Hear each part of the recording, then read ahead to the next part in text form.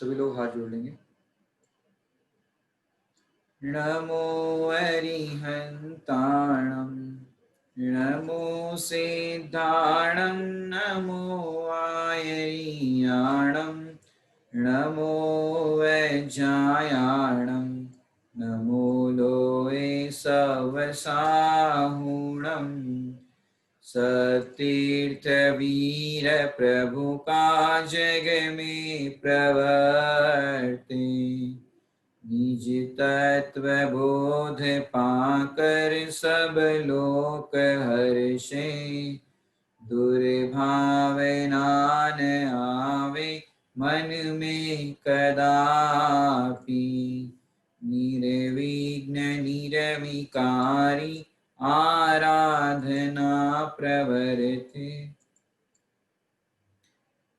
आलोचना पाठ पर हमारी चर्चा चल रही है। पिछले सैटरडे संडे हमने आलोचना पाठ के अंदर आलोचना शब्द का पहले अर्थ समझा था। आलोचना, आ माने सब ओर से, और लोचना, आ माने क्या कहा था? आ माने सब ओर से, और लोचना माने देखना। इसका अर्थ अपन ने ये किया था। और आलोचना को अपन सामान्य रीति से जन दिगंबर जैन समाज इससे परिचित ही होगा आलोचना पाठ से, क्योंकि ये प्रातः काल और सायंकाल इस तरह से 2 बार तो कम से कम इस आलोचना पाठ का पाठ घरों में होता ही रहता है। और ये आलोचना पढ़ी जाती है, जिसकी हमने पूर्व के 2 क्लास के अंदर चर्चा की थी। अब अपन जहां से अपनी चर्चा रुकी थी उसी से चर्चा आगे बढ़ाते हैं। बहुत ही सुंदर यहाँ पर भाव है, अब लोग सब पढ़ेंगे। तब ही पर मादे सतायो बहुविधि विकल्प उपजायो कुछु सुध बुध नाही रही है मिथ्यामति छाय गई है मरे ज्यादा तुम ढिंगलीनी ताहू में दोष झुकीनी भिन्न भिन्न अब कैसे कहिए तुम ज्ञान विषय सब पाइए। क्या कह रहे हैं यहाँ पर? तब ही प्रमाद सतायो, कि जब प्रमाद सताता है तब क्या हुआ कि नाना प्रकार के, बहुत प्रकार के विकल्प उत्पन्न होते हैं। और जब विकल्प उत्पन्न होते हैं तो क्या होता है? प्रमाद में, मोह में अनेक प्रकार के विकल्प उत्पन्न होते हैं। तब कछ सुध बुध ना ही रही है, कि किसी भी प्रकार की सुध बुध नहीं रहती, किसी भी प्रकार का हमको ये नहीं भान नहीं रहता कि हम क्या कर रहे हैं, क्यों कर रहे हैं, इस तरह का हमको भान नहीं रहता। और ये कह रहे हैं मिथ्यामति छाई गई है। मिथ्या माने विपरीत, उल्टा, जिसको मिथ्यात्व को अपन कहते हैं ना, उल्टी मान्यता। तो जब मिथ्यात्व होता है और मिथ्यात्व का तीव्र उदय होता है तब कुछ सुध बुध नहीं रहती कि हम क्या कर रहे हैं, क्यों कर रहे हैं, किसी भी प्रकार की सुध बुध नहीं रहती। और जब सुध बुध नहीं रहती तो क्या होता है पता है आपको?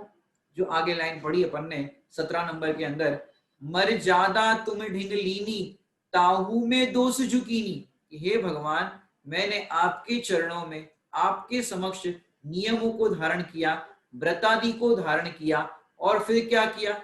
आपके समझो किसी ने भगवान के चरणों में प्रार्थना करी हो या इस तरह से नियम लिया हो, क्योंकि 2 बातें होती है, एक होता है नियम, एक होता है यम। नियम का अर्थ क्या होता है? कि जो कुछ टाइम के लिए, कुछ दिनों के लिए, कुछ समय के लिए धारण किया जाता है उसको कहते हैं नियम। और जो लाइफ टाइम के लिए जो लेते हैं अपन उसको कहते हैं यम। समझ बात? तो यहाँ पर कह रहे हैं आपके समुक्ष प्रभु मैंने मर्यादा धारण करी, नियम लिए या यम धारण किए, तो क्या हुआ? ताहू में दोष झुकीनी, कि पहले तो मैंने बहुत पाप किए, मिथ्यात्व के कारण जीव ने बहुत पाप किए, और फिर पापों से बचने के लिए कुछ नियम धारण करे। क्या कह रहे हैं?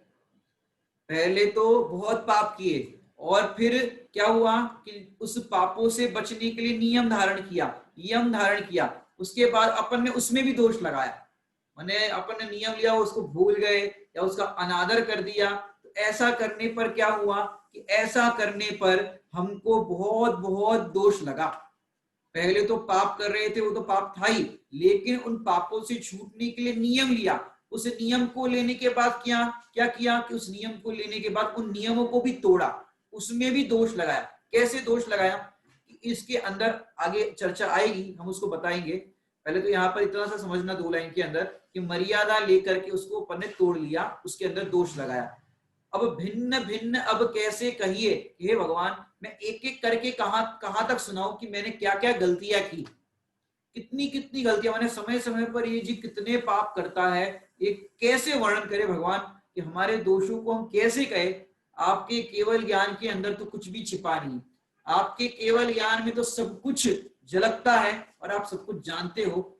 सब ज्ञान तुम ज्ञान विशेष सब पहिए, हे भगवान आपके ज्ञान के अंदर सब कुछ झलक रहा है, आप सब कुछ जानते हो, मैं आपसे क्या कहूं। लेकिन मैंने ऐसे नियमों को धारण करके भी उसमें दोष लगाया, ये मेरे से बहुत बड़े अपराध हो गए। मैं उसकी क्षमा याचना करता हूँ, उसकी आलोचना करता हूँ, उन दोषों को मैं कह रहा हूँ प्रभु ये दोष मेरे मिथ्या हो, अब मैं ये दोबारा ऐसे दोष ना करूं, ऐसी प्रार्थना करते हैं।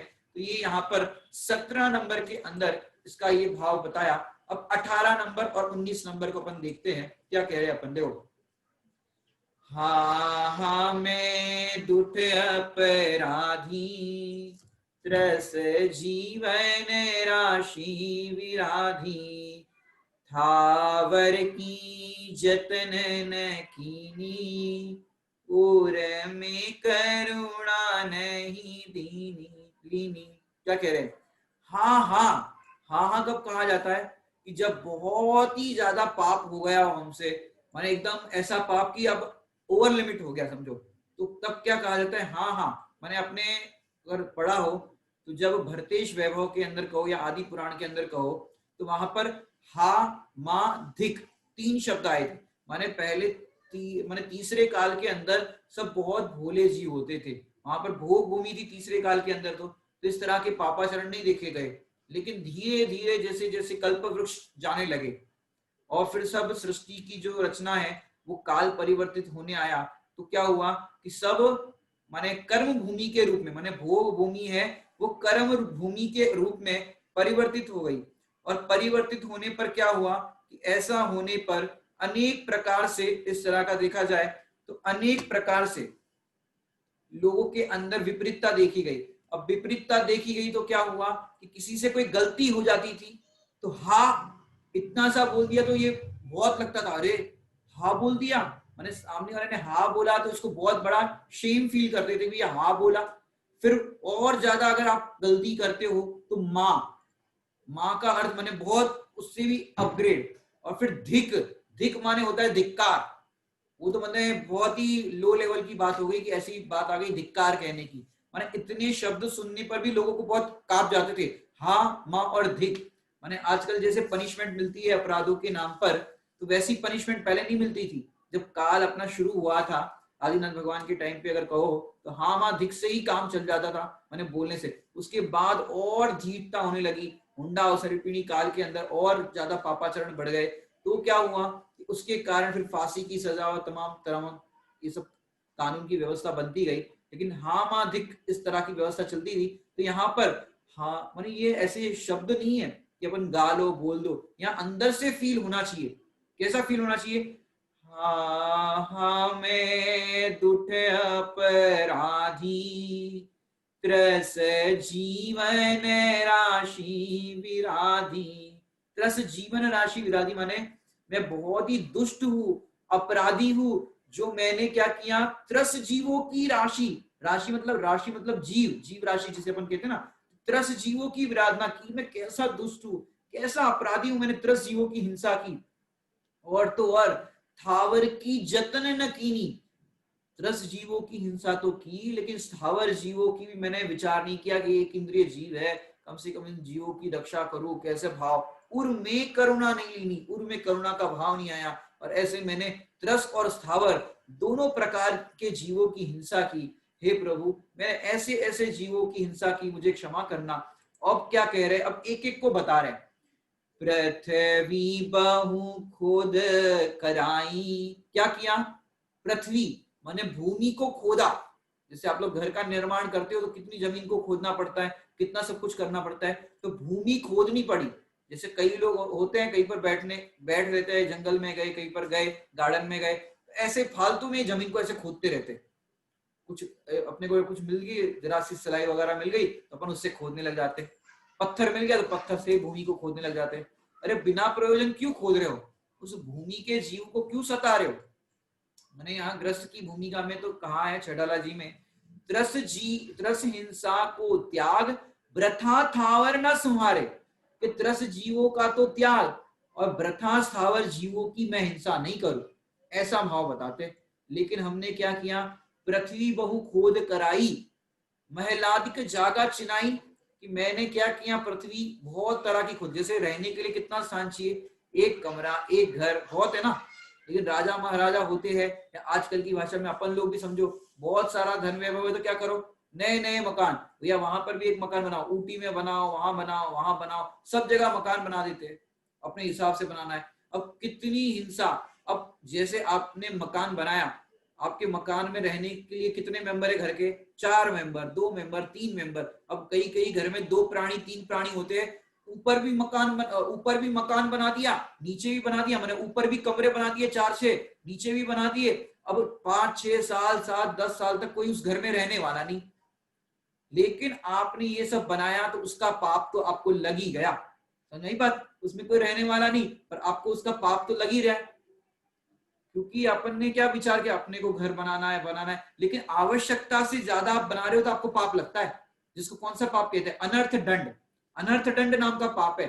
माने आपने उसका उपयोग भी नहीं किया, और जब वो घर बना रहे थे तब कितने संकल्प विकल्प, तब कितना आपके परिणाम में ये हो रहा था। उतनी आपने सीमेंट मंगवाई, उतनी ईट मंगवाई, इतना सब कुछ मंगाया। उस टाइम पे बनते समय भी आकुलता, अभी वर्तमान में भी आकुलता, बनते समय भी आकुलता, और जब तक ये घर रहेगा तब तक आकुलता, या आप रहोगे तब तक आकुलता। अब बताओ, ये आकुलता का ही तो काम किया आपने। पृथ्वी बहु खोद कराई, महलादिक जागा चिनाई। ये तो हो गई पृथ्वी का एक जीव की हिंसा। और तो और उस घर को बनाने के लिए जो पानी का आपने प्रयोग किया, वो पानी कैसा था? अनछना पानी। अनछने पानी से आपने आपका मकान बनाया। कितना अनछना पानी वेस्ट किया आपने, कितने जीवों की हिंसा की इस महल बनाने के लिए, घर बनाने के लिए। महलादिक जागा छिनाई। फिर क्या कह रहे हैं? उन्हीं बिन गालियों जल ढोलियो। कि मैंने बिना गाले हुए, मैंने बिना छाने हुए जल को ढोल दिया। माने लोगों को पानी का प्रयोग करना हो, नल खोल देते ऐसे सीधा, छानते तक नहीं, और सीधा नल खोल दिया और काम कर लेते। ये अपन जैनी है, जैनियों के कम से कम 3 जो मुख्य लक्षण पहचान कही गई है, उतना तो अपने जीवन में होना चाहिए। छान करके पानी, अब कोई बोल रहा होगा मन में, पीना, पीना नहीं, छान करके जितने भी कार्य आप करते हो वो सब काम में पानी छान करके प्रयोग करना है। जैसे अपन बोलते हैं ना, बिना छना जल काम न लेंगे।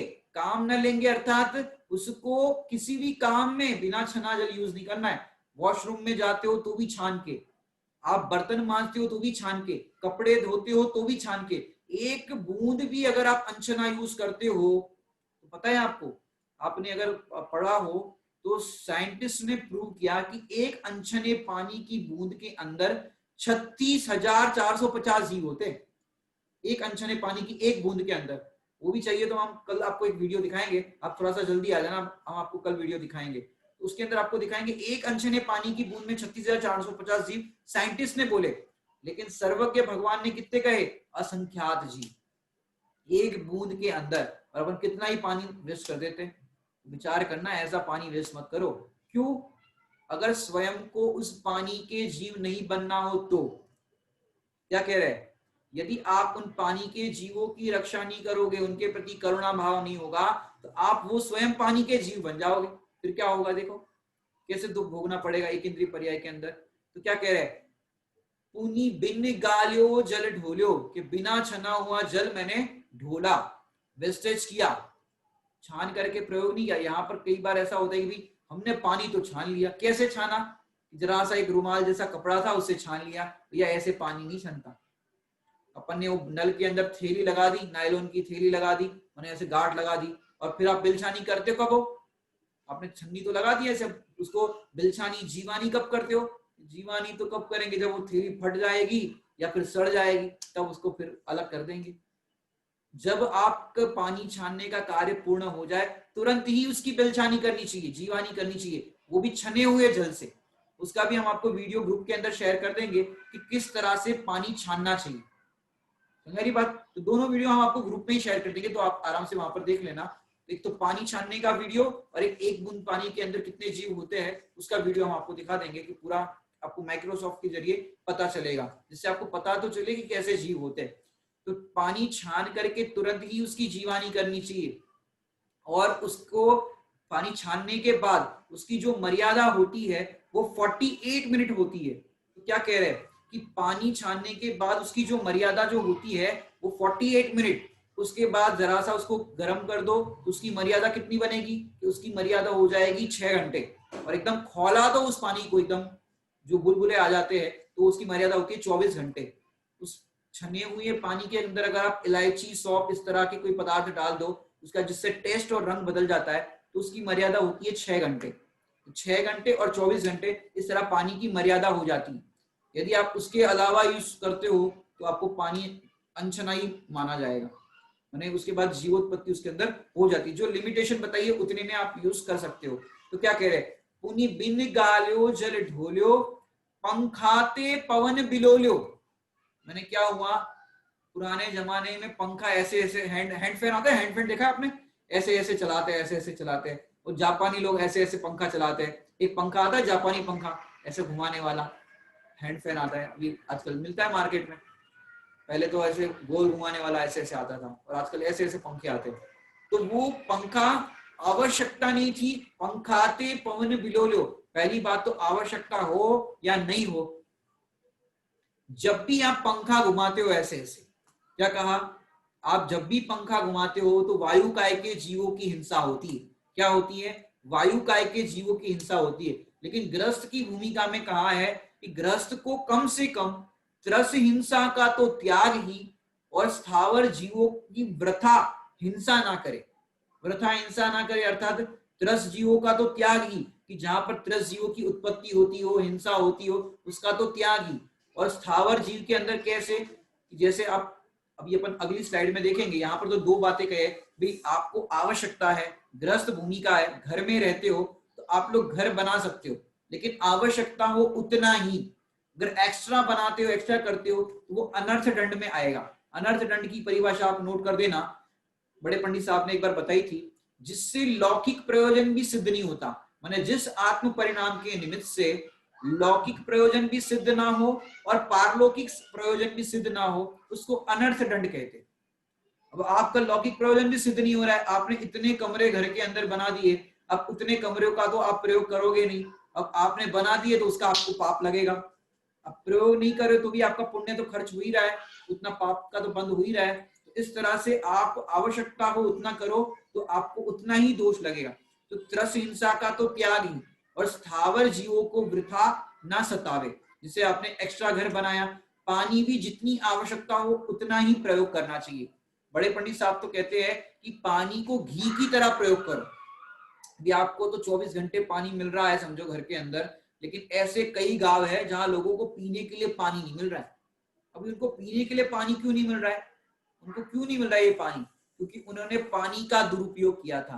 पानी का दुरुपयोग करोगे तो पानी दुर्लभ हो जाएगा। उसका भी एक वीडियो है, वो भी आपको दिखाएंगे, कहां तक दिखाए आपको तो समझना पड़ेगा ये कितना कितना गहरी चीज है। माने जिस चीज का दुरुपयोग करोगे वो चीज दुर्लभ हो जाएगी, तो उसके लिए आपको तरसना पड़ेगा। तो क्या कह रहे हैं, पानी का भी अपन छान करके ही मर्यादित जो होती है, जो अपन ने मर्यादा बताई, उसी प्रकार से अपन उसका प्रयोग करें। अब आगे अपन देखते हैं क्या कह रहे हैं। हाँ हाँ, स्क्रीन पर दिख रहा होगा आपको। हाँ हाँ मैं अदयाचारी, बहु हरित काय जुवी राधी। क्या कह रहे, हाँ हाँ मैं अदयाचारी, बहु हरित काय जु विदारी। हरित काय के अंदर कहे तो 10 लाख वनस्पति होती। कितनी, 10 लाख वनस्पति। यदि आप लिमिटेशन नहीं करते हो कि भाई मेरी तो 10, 5, 25, 50, मैं इतनी ही खाऊंगा, मैंने इतना ही सेवन करूंगा, मैंने दिन की 10, दिन की 20, अब कुछ भी कर लो, 10 लाख में से कितनी खा पाओगे वाणी, 10 लाख खा पाओगी कि नहीं? अपन 10, 5, 25 जितनी भी करनी है लिमिटेशन कर लो। नियम कभी भी लो ना तो ऐसा लेना चाहिए, जैसे आप 10 खाओगे तो आप 20 रख लो, कदाचित कम ज्यादा कभी हो जाए तो आप 20 रख लो ना, मैक्सिमम रख लो ना कि मैक्सिमम 20। भले ही आप 10 खाओगे या 10 से कम भी खाओगे लेकिन 20 रखो। कभी इतना मतलब एवरेज इस तरह से रखना चाहिए जिससे अपने को भी आकुलता ना हो कि अभी मैंने 10 रखी थी और 11 हो गई। अब 20 रख लो, कोई टेंशन नहीं, 20 रख लो। अब 20 रखने के बाद आपको माने 10 लाख वनस्पति में से कितना पाप बच गया आपका? समझ आ रही बात? इतने पाप से आप बच जाओगे। तो हाँ हाँ मैं अदयाचारी बहु हरित काय जू विदारी। अब घर भी बनाते तो कई कई बार हरित काय के जीवों की हिंसा करनी पड़ती, पेड़ उग गया हो तो उसको हटाना पड़ता है घर बनाते करते हैं। तो कई तरह से ये हरित काय माने वनस्पति काय की जीव हिंसा होती है। तो हम उसकी हिंसा की क्षमा याचना करते हैं, आलोचना करते हैं, प्रभु मैंने ऐसे बहुत हरित काय के जीवों की विराधना की। और फिर क्या कह रहे हैं? तामदि जीवन के खंदा हम खाए धरियानंदा। क्या कह रहे कि हे प्रभु तामदि जीवन के खंदा, माने आप देखो अपन ने भोजन भी किया तो कैसे किया कि भोजन भी अपन ने शोध करके, देख शोध करके नहीं किया। आप लोग जो ड्राई फ्रूट खाते हो, ड्राई फ्रूट, आपने कभी काजू के ऐसे 2 टुकड़े करके खाया है? काजू के 2 टुकड़े करके खाया है? तो सीधा ऐसा लिया और ऐसे ऐसे खाते। बच्चे देखो कैसे ऐसे खाते ना, जैसे मूंगफली खाते ऐसे खाते काजू। कभी आप खोल करके देखना काजू के 2 इस तरह से करके, उसके अंदर तिल्लियां दिखेगी, सुनाई बात? हर कोई में नहीं दिखेगी, लेकिन अगर आप बिना सूदे खाते हो तो आपको उसका जो दोष है वो अवश्य लगेगा। काजू है, बादाम है, जो कोई भी चीज है, मैंने 2 फाड़ जिसकी होती है उसको हमेशा खोल करके खाना चाहिए। दूसरी बात, काजू बादाम ड्राई फ्रूट कुछ भी खाओ आप, उसको 3 बार अवश्य धो करके ही खाओ। जैसे कोरोना वाले कहते हैं ना सैनिटाइज करो और ये करो वो करो, अब उनकी सुन रहे हो जब हम कह रहे हैं आगम से चढ़ना नियोग से कि भैया कोई भी चीज का प्रयोग करो, फल सब्जी कोई भी चीज हो 3 बार धो करके खाओ। गेहूं भी लो तो 3 बार धो करके सुखा करके प्रयोग करो। ऐसे हर कोई चीज अपनी जो है वो शुद्ध सात्विक होनी चाहिए, क्योंकि 3 बार आप धोगे तो आप खुद ही देखना ड्राई फ्रूट को 3 बार धो करके, काजू बादाम जो कुछ भी हो, आप जो किशमिश वगैरह उसको धोगे ना, तो धोने के बाद देखना उसका धोवन कैसा निकलेगा। जैसे चावल का धोवन निकलता तो कैसा निकलता अपन जब धोते 3 बार, तो ऐसे ये ड्राई फ्रूट वगैरह भी पहले क्या करना, शोधना, पहले देखना, पहले धो मत देना, पहले तो देखना, देखना कि भाई कोई जीव राशि नहीं है ना, उसके बाद धोना। नहीं तो पहले कई क्या करोगे, पहले धो लोगे फिर चेक करोगे, फिर क्या होगा? पहले चेक करना फिर उसको फिर धोना, 3 बार धो करके इस तरह का। क्योंकि तामदि जीवन के खंदा, क्योंकि उसमें जीव कितने भरे हो आपको क्या पता। बरसात के अंदर तो ड्राई फ्रूट में आप कितने माने धूप नहीं मिलती बरसात में, वो उसके अंदर जीव उत्पन्न हो जाते हैं। इस तरह से आपको ध्यान रखना चाहिए। तामदि जीवन के खंदा हम खाए धरी आनंदा, आनंद होके खाते। अरे ड्राई फ्रूट लाओ, अरे काजू फ्राई लाओ, बादाम को फ्राई करके लाओ, ये लाओ वो लाओ, किशमिश को फ्राई करके लाओ, ऐसे लाओ, माने आनंदित होकर के खाते हैं। अरे आनंदित होकर के क्यों खाते हो? वो जीवों के प्रति करुणा भाव क्यों नहीं लाते हो? फिर क्या कह रहे, हा हा पर माद बसाई बिन देखे अग्नि ज्वलाई। हा हा प्रमाद सताई, मैंने प्रमाद जब सताता है, क्योंकि एक बात कही है टोडरमल जी साहब ने, क्या कहा है, हिंसा में प्रमाद परिणति मूल है। क्या कहा? हिंसा में प्रमाद परिणति मूल है, कि जब भी हिंसा होती है तब प्रमाद होता है। आप प्रमाद करोगे उस समय हिंसा होगी ही होगी। यहाँ पर क्या कह रहे, बिन देखे अग्नि जलाई। मैंने आपको शायद पिछली क्लास में एग्जांपल दिया था मेरा, कि मैं एक जगह पर गया था और फिर दूध वो गर्म करना था, तो मैंने उनके घर पे गैस ऑन करने से पहले वो जो बर्नर होता है उसको मैंने ओपन किया, उसमें फूंक लगाई और फिर उसको रख के किया। तो उस समय मैं वो उठा रहा था, तो जिनके घर पे मैं था उनने कहा कि भैया जी ये क्या कर रहे हो, ये क्यों उठा रहे हो, ये क्या कर रहे हो? मैंने कहा इसके अंदर जीव होते हैं, छोटे छोटे जीव इसके अंदर चले जाते गैस के अंदर। तो उन्होंने बोला क्या बात कर रहे हो? जैसे ही उठाया वहां पर एक जीव दिखा। उनको जिंदगी भर ये बात याद रहेगी और जिंदगी भर वो साफ करेंगे, क्योंकि उनको प्रैक्टिकली वो एग्जांपल समझ में आ गया जो मैं कहना चाहता था। ऐसे आप लोग जब भी गैस को ऑन करो 1-2 मिनट लगती है, ऐसे जरा सा ऊपर करके देख लो, फूंक मार लो, तो वो जीव कदाचित कोई होगा तो बच जाएगा। और तो और वहां पर जीव नहीं भी हुआ तो भी आपको जीव रक्षा का पुण्य तो लगता ही रहेगा। माने जीव रक्षा के प्रति जो आपका भाव है, जीवों के प्रति करुणा का भाव है, वो तो आपका बना रहेगा, उसका पुण्य तो होता ही रहेगा। तो क्या कह रहे हैं यहाँ पर, हा हा पर माद बसाई बिन देखे अग्नि जलाई, कि बिना देखे मैंने अग्नि को जलाया तो कितने जीव हुए। तामदी जीव जु आए, क्या कह रहे हैं, तामदी जीव जु आए तेहू परलोक सिधाए, कि वो भी जो जीव आए वो परलोक को सिधाए, अर्थात आपने बिना देखे कार्य किया तो वो जीवों की क्या दशा हुई, वो जीव तो फिर मर गए उस अग्नि के अंदर। अब सोचो जरा सा अपने को, जब रोटी बना रहे हो और जरा सा अपने को वो रोटी का जो फूलती है ना जब रोटी, और जरा सी हवा निकल जाती है उस रोटी में से, फूली हुई रोटी में से, और जरा सा उंगली में ऐसे अंगूठे में लग जाता है, तब कैसा लगता है आपको। 2-2 3 दिन आपका उसके अंदर ये सब भर जाता है वो। अब सोचो अपने को जैसे लगता है वैसे वो जीवों को तो आपने कुछ गिना ही नहीं, कितने जीवों की इस तरह से हिंसा की। उन जीवों के प्रति करुणा का भाव बना रहे, इसलिए हे प्रभु मैंने ऐसे ऐसे दोष किए, उसकी मैं आलोचना करता हूं। अब आगे क्या कहते हैं अपन देखिए, बिंध्यो अन राती पिसायो ईंधन बिन सोधी जलायो, झाड़ू ले जाना बुहारी चिंटी आदिक जीवीदारी। क्या क्या कह रहे हैं यहाँ पर, पहले तो 10 जीवों की हिंसा के बारे में बात की, अब स्थावर की बात कर रहे हैं एक एक करके।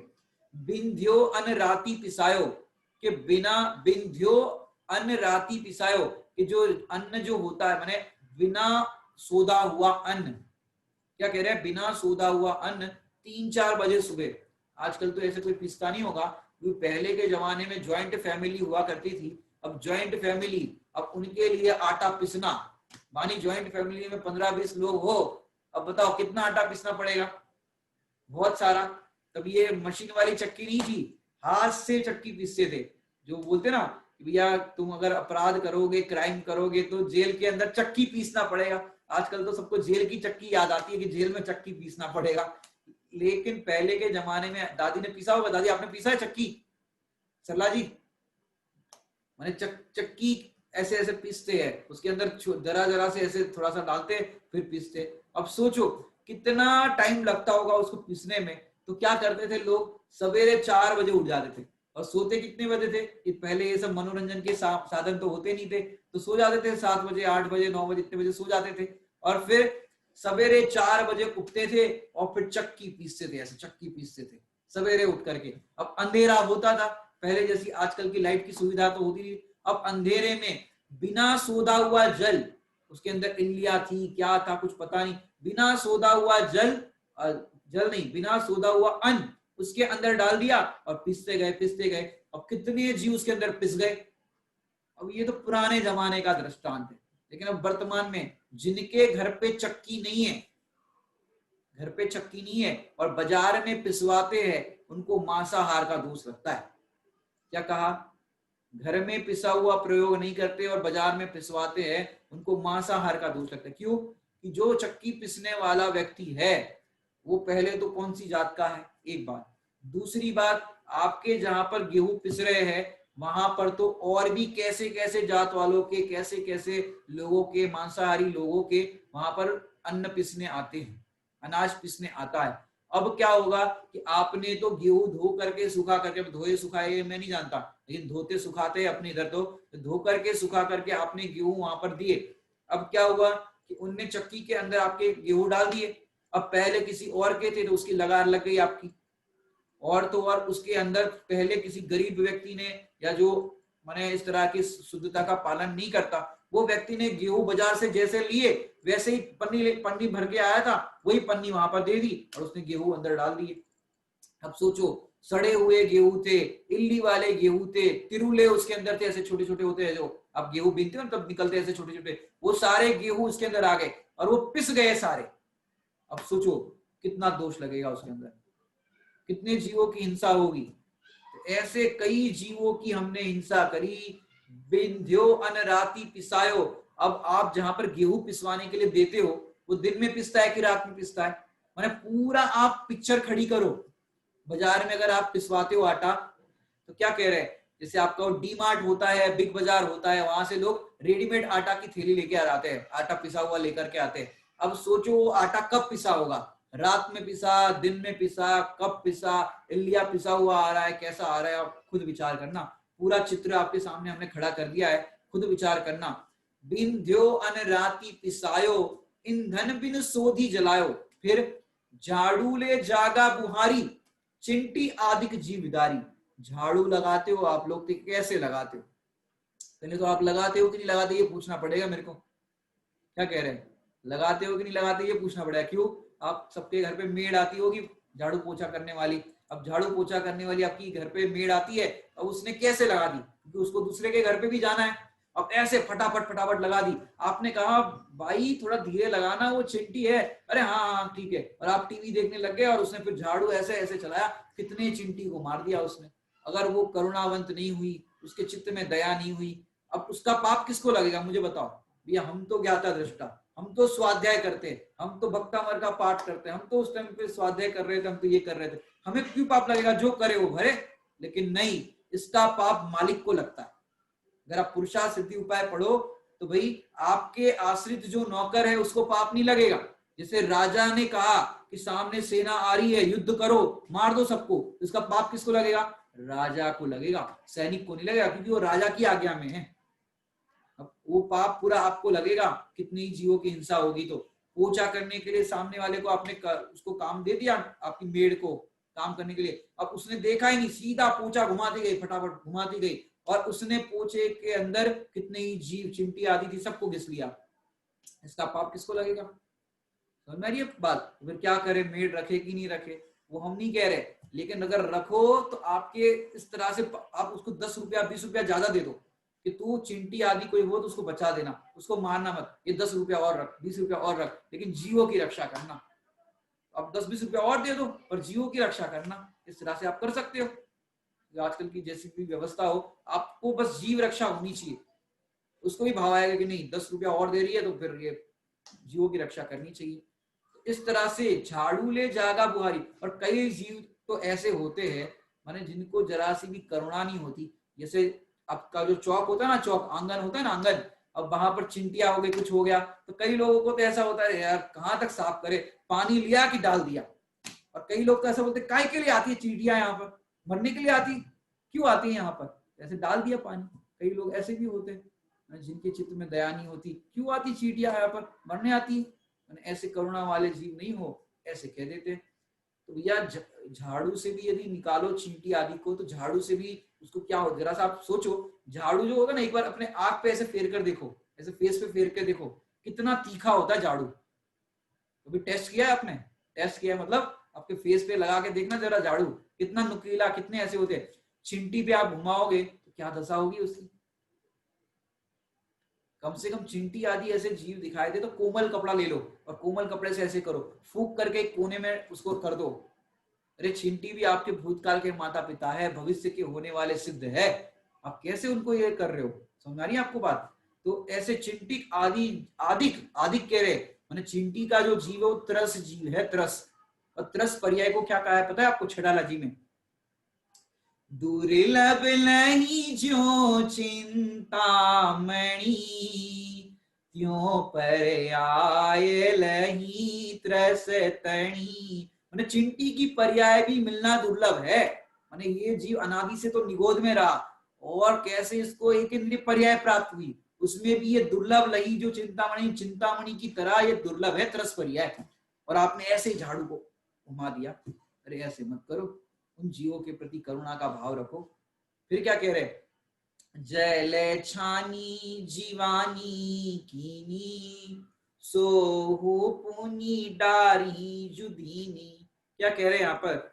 जल छानी जीवानी कीनी, सोहु पुनी डारू जुदीनी। जल छान, जल तो छान लिया, लेकिन उसकी जो जीवानी है वो क्या किया, ऐसे ही कहीं पर डाल दी अपन ने।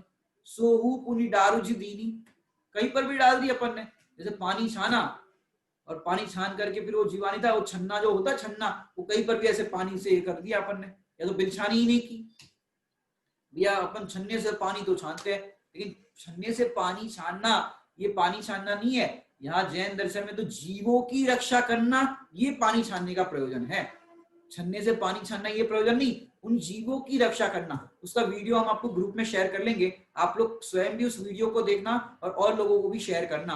फिर क्या कह रहे, सोहू पुनी डारी जुदीनी नहीं जल थानक पहुंचाई, कि आपने जहां से जल लाया वहां तक नहीं पहुंचाया। मतलब आपने पुराने जमाने में सुना होगा, नदी का पानी नदी में, कुएं का पानी कुएं में। क्या कह रहे, नदी का पानी अगर लाए हो तो उसकी जीवानी नदी में डालो, कुएं का पानी लाया तो कुएं में डालो, जहां से उसको लाया वहां पर पहुंचाओ। अगर वहां पर नहीं पहुंचाते फिर आपका दोष लगेगा, अन्य स्थान पर नहीं डाल सकते उसको। कुएं का पानी कुएं, अब आप पंडित जी क्या करे, आजकल तो कुआं भी नहीं रहा, नदी भी नहीं रही, हम तो घर से नल से छानते हैं। तो आप नल से पानी छानते हो तो जहां से ड्रेन होता है वहीं पर आपको और कोई ऑप्शन है नहीं, क्या करें, तो उसी में ही उसको जो विधि है छन्ना की बिलछानी करने की, वैसे आप बिलछानी करके इस तरह से कर सकते हैं। हालांकि अब क्या करें, पंचम काल है, हालांकि काल पे दोष नहीं दे सकते। आपको यदि कहीं पर व्यवस्था हो सकती हो तो आप ये अवश्य पालन करें, कुएं का पानी और इस तरह के पानी का प्रयोग करें। अब नहीं होता तो अशक्य अनुष्ठान की तरफ से आप इस तरह से भी करुणा का भाव अपना व्यक्त कर सकते हैं। तो सोहू फिर नहीं जल थानक पहुंचाई। और कई बार तो क्या होता है, कई लोग ठंडा पानी छना हुआ है उसके अंदर गर्म डाल देंगे, गर्म के अंदर ठंडा डाल देंगे, तो क्या होगा, ठंडे के जीव अलग, गर्म पानी के जीव अलग, कभी दोनों मिक्स नहीं करना। करते हो कभी ठंडा गर्म मिक्स नहाने के लिए करते हो? तेज पानी नहाने के लिए गर्म हो गया, और गर्म हो गया तो फिर क्या करो भैया, ठंडा डाल दो, 2 मग्गा ठंडा डाल दो। अरे भैया गर्म के पानी अलग है, ठंडे के पानी अलग है, कितने जीवों की हिंसा कर रहे हो भाई। आप तो उतना ही पानी गर्म करो। और दूसरी बात बताए, तेज गर्म पानी आपने कर दिया नहाने के लिए, और फिर आपने मग्गा अपने शरीर पे डाला, और फिर उसकी जो धारा आपके नहाने का पानी था, गरम गरम पानी नाली में गया। अब नाली में इल्लियां थी, नाली के जो जीव होते अब वो थे, गरम गरम पानी से पूरे नष्ट हो गए, पूरे जीवों की हिंसा हो गई। सोचो क्या होगा, कितने जीव मरेंगे, क्या दशा होगी। गरम गरम पानी, आपका एक जरा सी उंगली ऐसे आप टच करते हो ना, पानी कितना गर्म है देखने के लिए, आप उंगली डाल दो, अरे हाथ जल गया, होता है कि नहीं होता। अब उन जीवों को तो कितने कोमल, इल्ली कितनी कोमल होती है, उन जीवों की क्या दशा होगी, विचार करो भाई।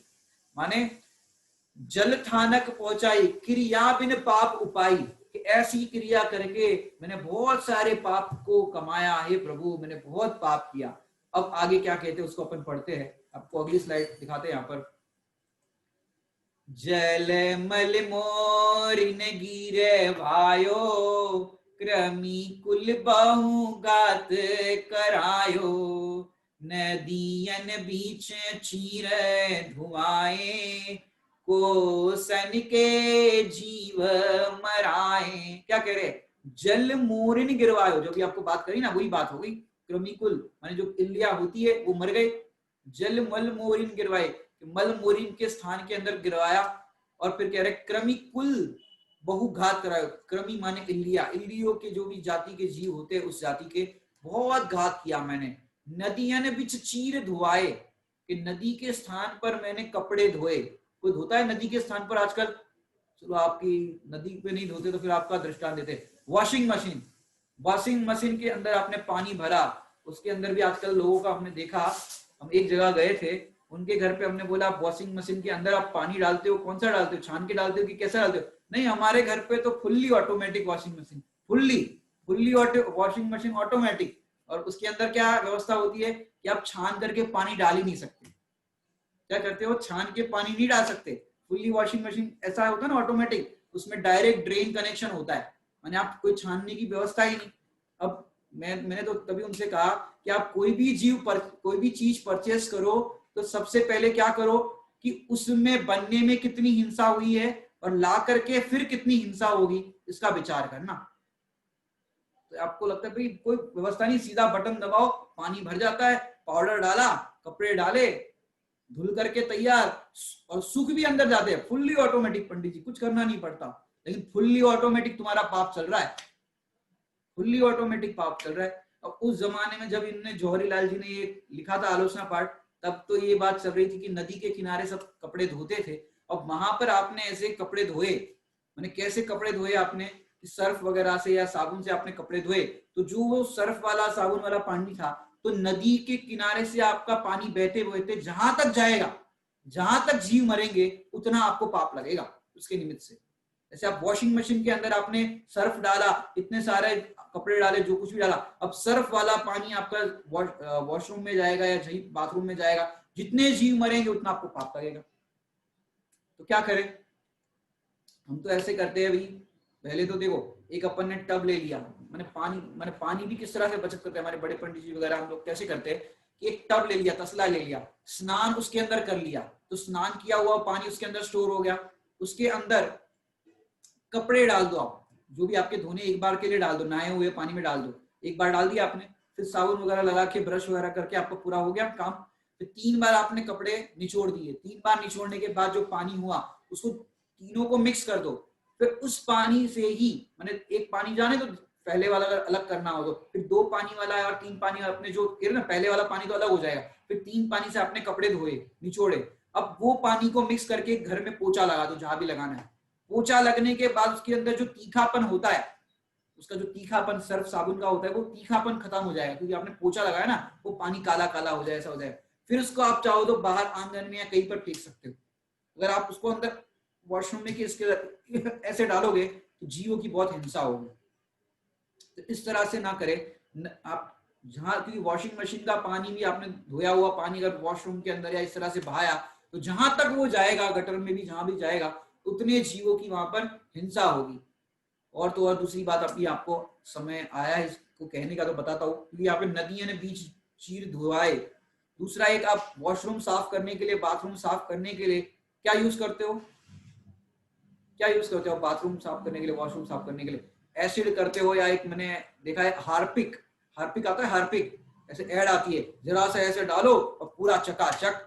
अब सोचो कि हार्पिक कितना तेज एसिड होता है, पता है आपको कितना तेज एसिड होता है? मेरे को पता है। पंडित जी आपको कैसे पता? एक बार हम जब जयपुर में पढ़ते थे, एक बार गलती से कोई हमारे रूम में, मैं जब दूसरे स्थान पर था तो हमारे रूम में कोई स्टूडेंट आया था और उसकी मम्मी साफ करने के लिए हार्पिक दे के गई होगी। अब वहां पर ऐसे ही फालतू पड़ा था, तो मैंने सोचा कि चलो अब थोड़ा सा, अभी बहुत दिनों बाद आए थे वहां पर, हमने सोचा साफ सफाई कर लेंगे, तो कभी यूज भी किया नहीं था हमने तो जरा सा सोचा कि चलो डाल के देख ले, और डाल दिया और ऐसे सफाई करने लग गए। अब हमको इतना पता नहीं कि भाई कैसा होता है, क्या होता है, और हमने उसके अंदर पानी डालने के बाद पाव रखा, उस हार्पिक वाले उसमें पाव रखा, और वो झाग वाला जो हुआ, पाव रखने के बाद मेरे दोनों पैर 3 महीने तक फफूड़े पड़ गए, मैंने वो पड़ गए मेरे पैरों में, मैंने पैर रखना मुश्किल, मैंने पूरे छाले छाले हो गए पैर के अंदर, 3 महीने तक रहा।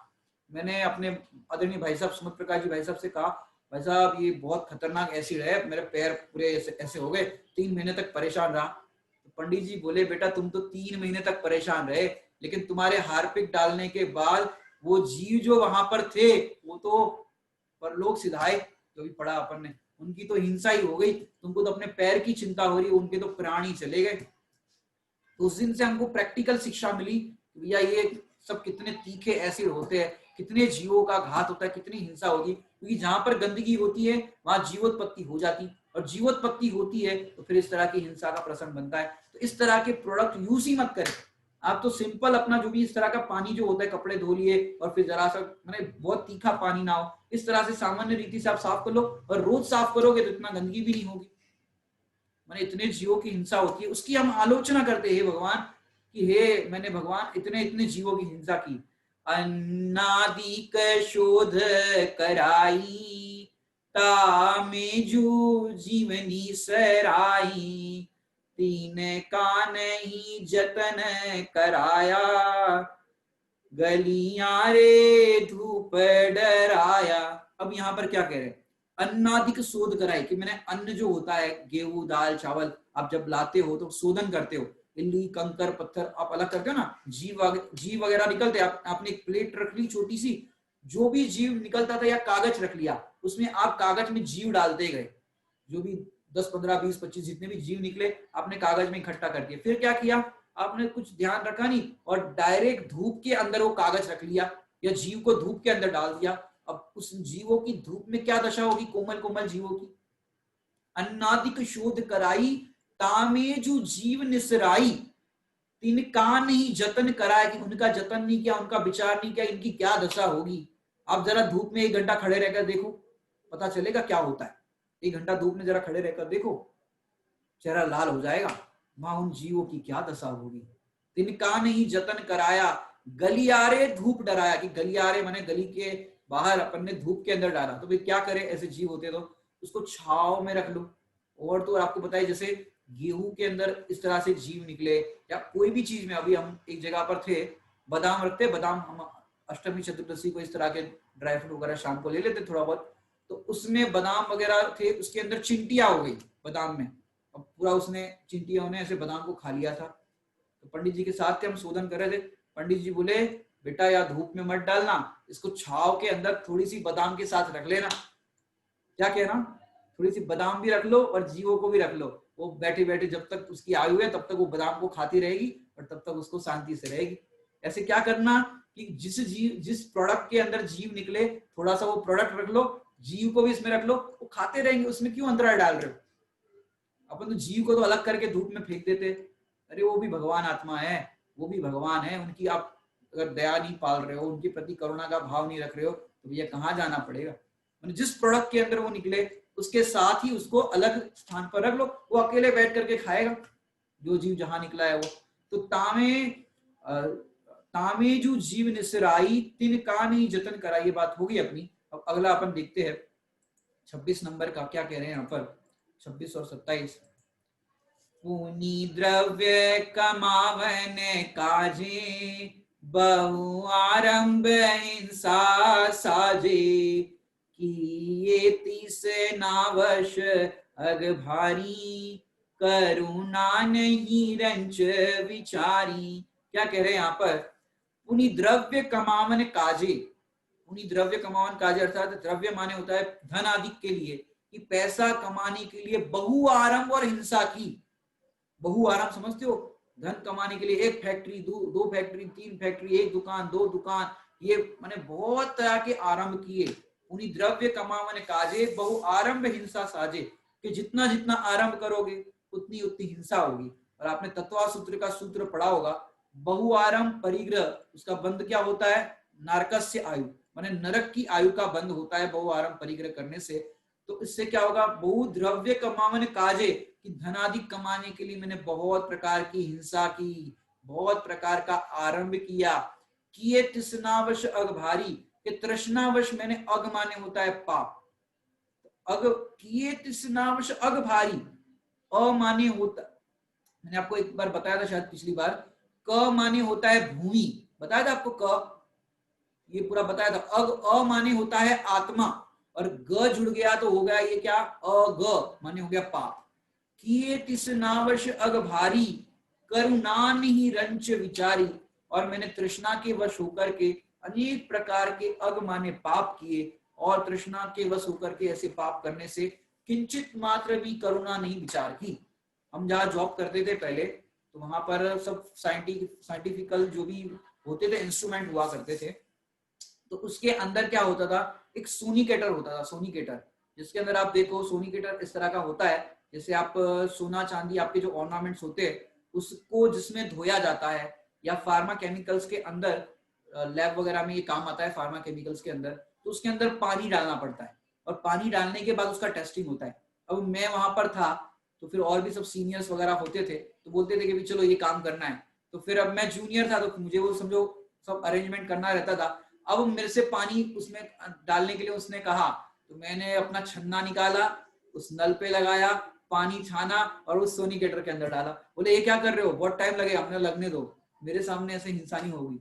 और फिर उन्होंने बोला चलो ठीक है, तू भगवान का आदमी है, तू ऐसे कर, ऐसे वो लोग कहते थे। और मैंने पानी छान करके ही उसके अंदर डाला, और जब भी ऐसा होता था वो लोग भी छना हुआ पानी डालते थे। मैं दिखाता था कि देखो ये छन्नी कैसी हो गई, अनछना पानी जब इसके अंदर डायरेक्ट डालते तो कितने जीव मर जाते, और वो लोग भी समझते थे। तो छान करके मैं ऑफिस के अंदर भी वो प्रयोग करूँ तो छान के करता था, अपने से देखा नहीं जाता इस तरह की हिंसा। तो क्या कह रहे, इत्यादि के पाप अनंता, हम कीने श्री भगवंता, संतति चीर काल उपाई, वाणी ते कहीं न जाई। वाणी समझ में आ रहा है, तुम्हारा नाम आया इसके अंदर वाणी। क्या कह रहे हैं यहाँ पर, इत्यादिक पाप अनंता, कि ऐसे अनंत अनंत मैंने पाप किए, इत्यादि माने कहां तक कहो, इत्यादि पाप अनंता हम कीने श्री भगवंता, संतति चिरकाल उपाय किए, चिरकाल तक इसकी संतति चलती रही, वाणी ते कहिए न जाई, वाणी से कहा नहीं जा सकता, वाणी तुम कह सकती हो, वाणी से भी नहीं कहा जा सकता, एक तो ये वाणी और एक ये वाणी, वाणी से हम कह नहीं सकते कितने कितने पाप किए, कितने कितने हमसे दोष हुए, हे भगवान आप सब जानते हो, लेकिन मैं सब दोषों के प्रति चाहता हूं ये सारे दोष मिथ्या हो गए, इन दोषों के प्रति हमको बहुत गिल्ट फील हो रहा है, हमको उसके रियलाइज हो रहा है कि ये हमने बहुत पाप किए, अब हम आगे से ऐसे पाप ना करें, ऐसी हमारी बुद्धि उपजे, मिथ्यामति जो हुई है वो दूर हो गए। इस तरह से अपन ने 27 नंबर के तक पढ़ा है, आगे के जो छंद है वो अपन कल पढ़ेंगे, अभी का यहाँ समय हो गया है। ओम नमः सिद्धेभ्यो।